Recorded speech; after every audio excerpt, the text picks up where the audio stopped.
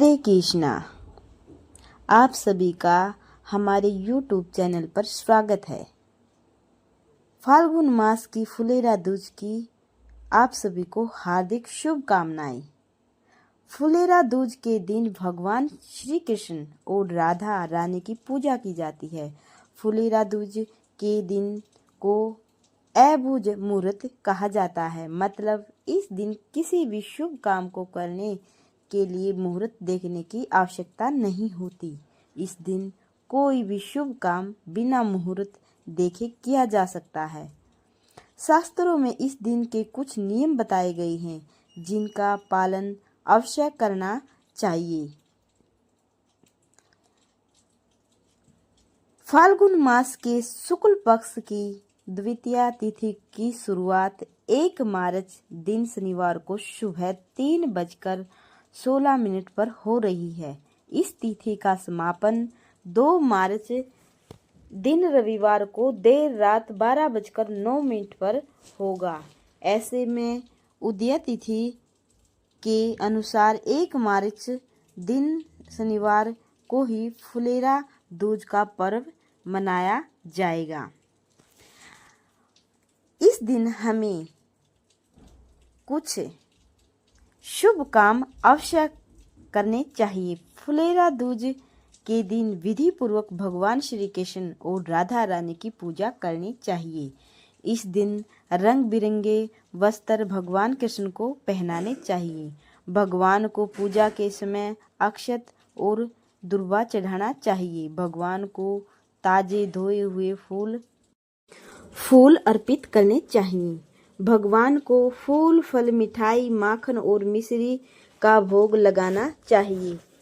राधा रानी को श्रृंगार का सामान अवश्य चढ़ाना चाहिए। पूजा के बाद श्री कृष्ण और राधा रानी को अबीर और गुलाल अर्पित करना चाहिए। गाय को भोजन कराना चाहिए। फूल से भी हमें ये काम नहीं करने चाहिए। आइए जानते हैं वे काम कौन से हैं। फुलेरा दूज के दिन तामसिक भोजन, मांसाहार और शराब का सेवन नहीं करना चाहिए। ध्यान रहे कि जो गुलाल श्री कृष्ण को चढ़ाया गया है वो पैरों के नीचे नहीं आना चाहिए। ये दिन प्रेम का प्रतीक है, इसलिए इस दिन किसी से झगड़ा नहीं करना चाहिए।